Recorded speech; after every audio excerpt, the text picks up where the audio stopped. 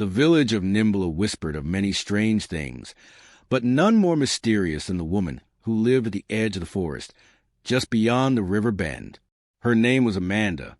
She had built her home far from the other villager alone, silent and always watchful. Some said she was cursed. Others claimed she was hiding something. Only a few remembered the tragedy that had driven her away years ago. Her husband and 4 children were swept away by the river one stormy night. Amanda never spoke of it again. But in her hidden home, she was not alone. Inside her small clay house lived her twin daughters, Crystal and Shay Beautiful, strange girls with eyes that shimmered like deep water and voices that carried a haunting rhythm when they hummed. Amanda kept them inside most days, only letting them play near the stream under her strict watch. "Stay where I can see you," Amanda warned as she spread laundry on a line. "If the water calls to you, you don't answer. You understand me?" "Yes, Mama," Crystal replied, her voice soft like wind through reeds. "But why can't we swim like the other children?" Shay pouted, kicking a pebble into the stream. Amanda paused, the smile on her lips fading. She knelt between them and took both their hands. "Because you are not like them," she said gently. "You were born of water and blood. The river gave you life, but it can also take it back." The girls looked down, silent. At night, Amanda locked every window and drew chalk symbols at the corners of the room. Ancient protections passed down from her grandmother. The wind would sometimes howl outside like something alive, scratching at the door. Amanda would clutch the girls to her chest and whisper, "They can't find you, not while I live." One evening, Crystal stood by the small pond behind their house.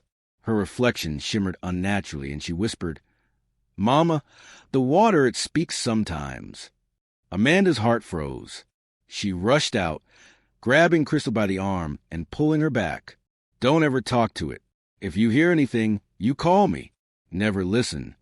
"But what does it want?" Crystal asked. Amanda stared at the dark pond. For a moment, her own reflection seemed to ripple with a face that wasn't hers.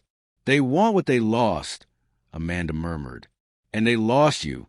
From the shadows of the forest, unseen eyes watched them, eyes filled with curiosity and greed. Amanda had managed to keep her daughters hidden for 7 years. But the air was changing. The river was stirring again. Something, or someone, was drawing closer. And Amanda could feel it in her bones. The safety she had fought for was about to be tested. She placed her hands on her daughters' heads, whispering a prayer to the sky. "Let no man find you. Let no spirit take you. Not while I breathe." But far beyond the trees, a fisherman named Jordan had just arrived in Nimbla, and fate was quietly shifting. The sun burned low in the sky when Jordan walked into the village of Nimbla, carrying a fishing rod and a bag of smoked tilapia slung across his back. He had a warm smile, smooth words, and eyes that knew how to hold attention. The villagers liked him immediately. The women whispered. The men nodded with approval. But Jordan wasn't interested in the village. He kept asking about the woman by the river, the one who lived alone, the one with strange daughters. "Why don't she ever come to the market?" he asked a local hunter, pretending to be curious. "She doesn't talk to people," the man replied. "Amanda is different. Some say she lost her mind after her family died." Jordan smiled quietly. That was all he needed to hear. Days later, while walking along a narrow path in the forest, Amanda heard a low growl. She turned and froze. A wild dog, lean and snarling, blocked her way. Just as the beast lunged, a rock flew through the air and hit it square in the head. It yelped and ran. Amanda turned sharply. There he was, Jordan, holding another stone and smiling. "You're welcome," he said, wiping sweat from his brow. Amanda narrowed her eyes. "Who are you?"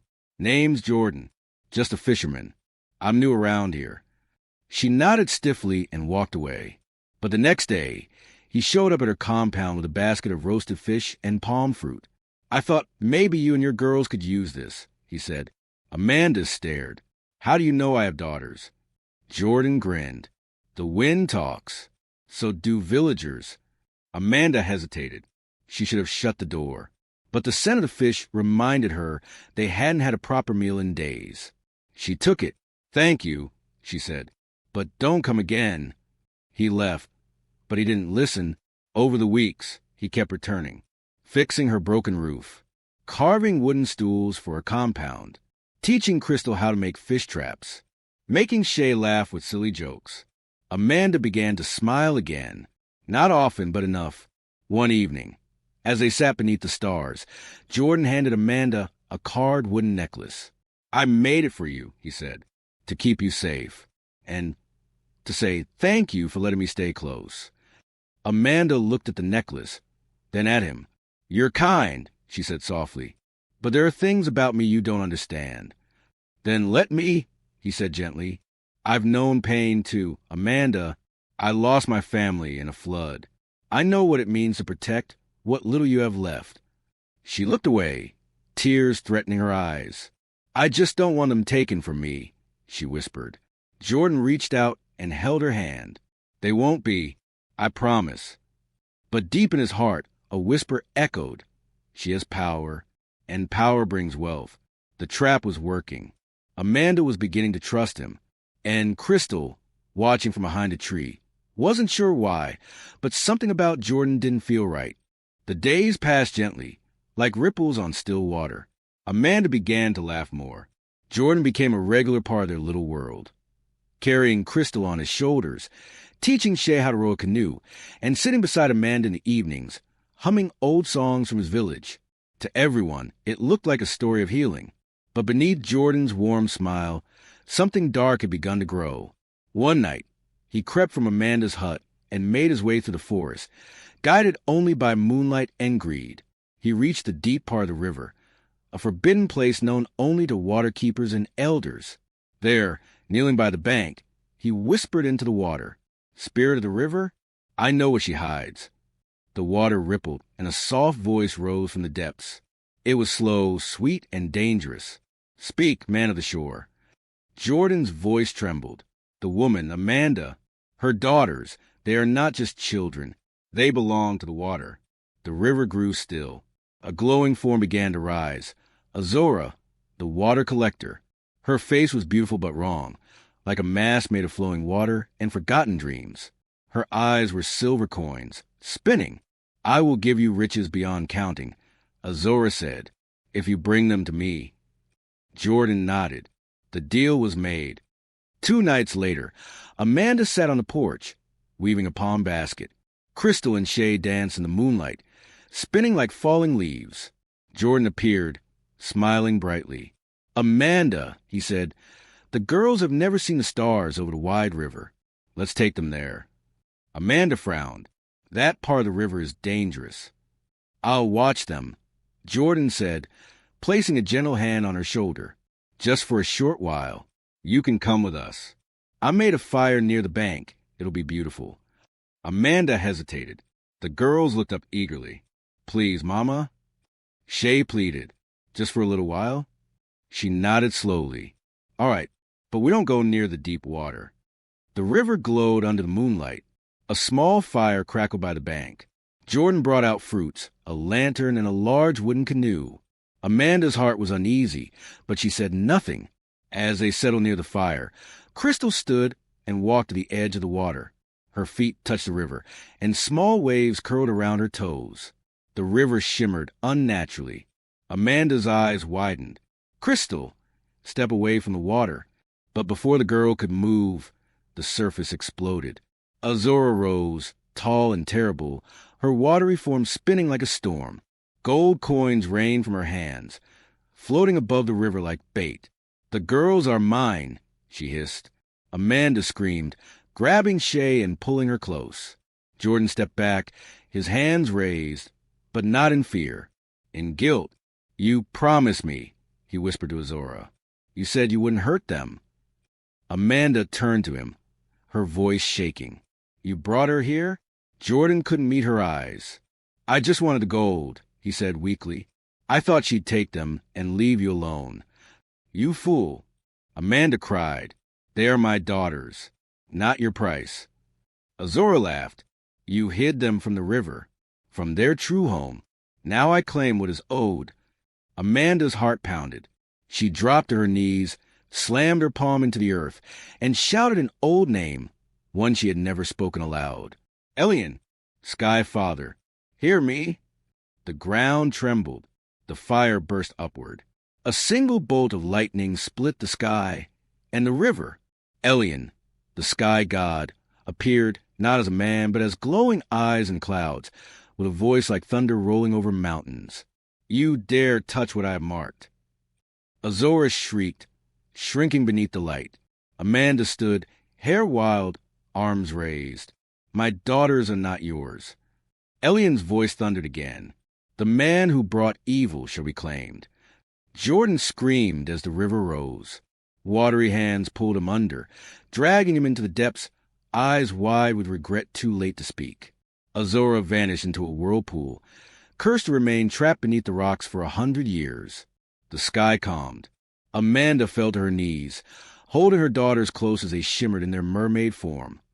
Fins glowing, eyes silver like moonlight. They were safe, but the wound of betrayal ran deep. Amanda looked out across the now silent river and whispered, "Never again." The stars above flickered. Elyon was gone, but the mother who had once feared the world now stood unbroken. She had faced God, betrayal, and the deep, and she had won. Silence fell over the riverbank after the storm. The sky, once filled with thunder and fire, had gone still. The stars peeked out through torn clouds, watching in awe. The river calmed as if nothing had happened. But Amanda, soaked to the skin, knelt in the mud, her arms wrapped tightly around Crystal and Shay. The girls' mermaid form shimmered in the moonlight, silver blue scales glowing faintly on their legs, their hair now floating gently like seaweed in invisible water. Their secret was no longer secret. Amanda pressed her forehead against theirs. Her voice was barely a whisper. "You're safe? You're safe." Shay looked up, eyes full of tears. "Mama, why did he do it? Jordan was our friend." Amanda didn't answer at first. She stared at the spot where Jordan had been pulled under. "Some people," she said slowly, "only pretend to love you, but they're really just waiting to see what they can take." Crystal's voice trembled. "What happens now? Everyone will know. We're not like them." Amanda stood, wiping her face with the back of her hand. She looked toward the path that led back to the village, the firelight behind her flickering against the trees. "They will know," she said, "and I no longer care. We're done hiding." By morning, the story had spread. The villagers of Nimbla gathered in small, frightened groups, whispering and watching Amanda's compound from a distance. They spoke of lightning, of spirits, of the fisherman who disappeared into the river. Children peeked through trees, hoping to catch a glimpse of the girls with the sea in their eyes. Amanda came out boldly. She carried a carved staff in one hand, and her daughters walked beside her, barefoot, heads high, their ocean glow no longer hidden. They walked through the center of the village. Gasps echoed. Some people fell to their knees. Others backed away, afraid. But one old woman, Grandmother ESI, the oldest in Nimbla, stepped forward. She studied Amanda's face, then looked at Crystal and Shay. Slowly, she bowed her head. "You are your mother's daughters," she said. "And your mother is the strongest woman I've ever seen." Amanda nodded silently. Tears burned her eyes, but she didn't let them fall.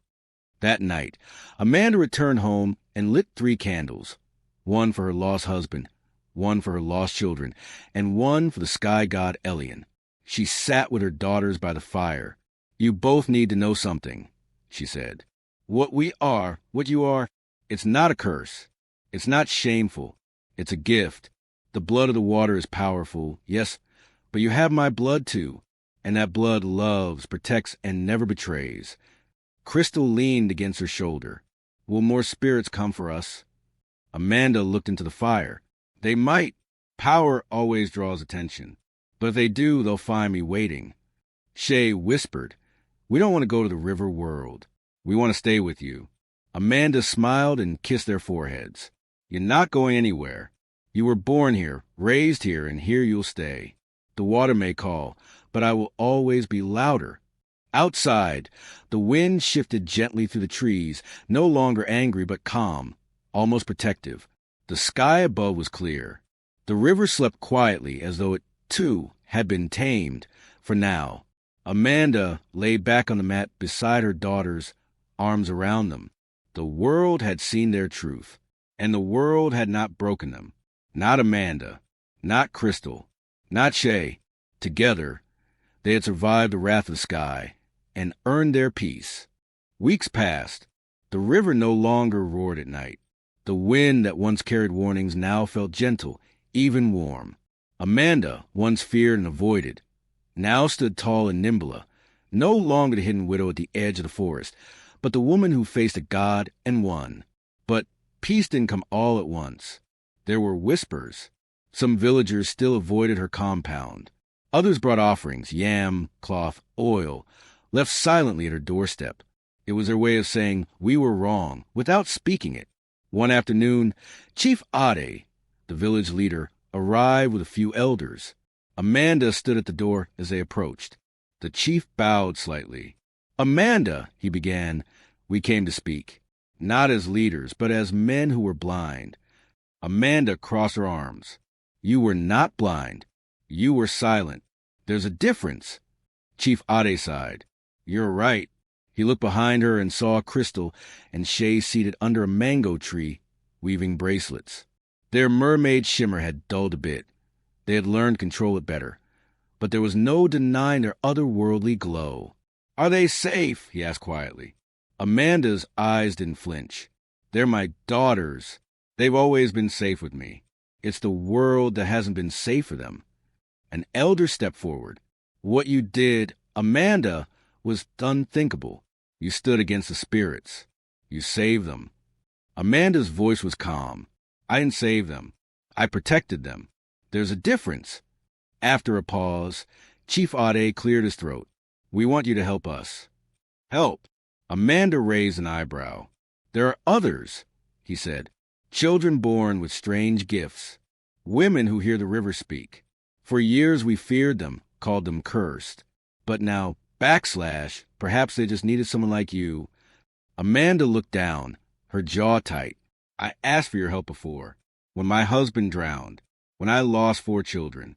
You turned your backs." "We did," Chief Ade said. "And we're sorry. But help us now. Teach us not to be afraid." Amanda was quiet for a long moment. Then she stepped aside. "Come in," she said simply. That night, Amanda sat with Crystal and Shay as they roasted maize over the fire. The girls looked older somehow, stronger, wiser. "Mama," Crystal asked, "do you think Jordan's spirit is still in the river?" Amanda didn't answer immediately. She stared into flames. "I don't know," she said at last. "But even if he is, he can't harm you anymore." Shay leaned her head on Amanda's shoulder. "Will people stop being afraid of us?" Amanda smiled faintly. "One day, maybe. But even if they don't, we won't hide again. You are not a curse. You are a wonder." Crystal whispered, "I want to use my gift for good." "You will," Amanda said. "You both will." As the moon rose high, Amanda stepped out into the compound and looked up at the stars. For the first time in years, she felt peace. From the shadows, a young mother stepped forward, carrying a baby wrapped in cloth. She looked nervous. "Please," the woman said, "my son speaks of the river in his sleep. I'm scared." Amanda met her eyes. "You don't have to be." She reached out and touched the baby's forehead. "There's power in your child," she said. "And power is not something to fear. It is something to guide." Word spread fast. By the next moon, women from distant villages were coming to Amanda, seeking protection, wisdom, truth. Amanda had become more than a mother. She had become a guardian, not of just 2 mermaid daughters, but of all children the world once feared. And so, the woman who once lived in hiding became the light for others still searching through the dark. Thanks for watching. If you enjoyed this video, don't forget to like and subscribe to see more of my content.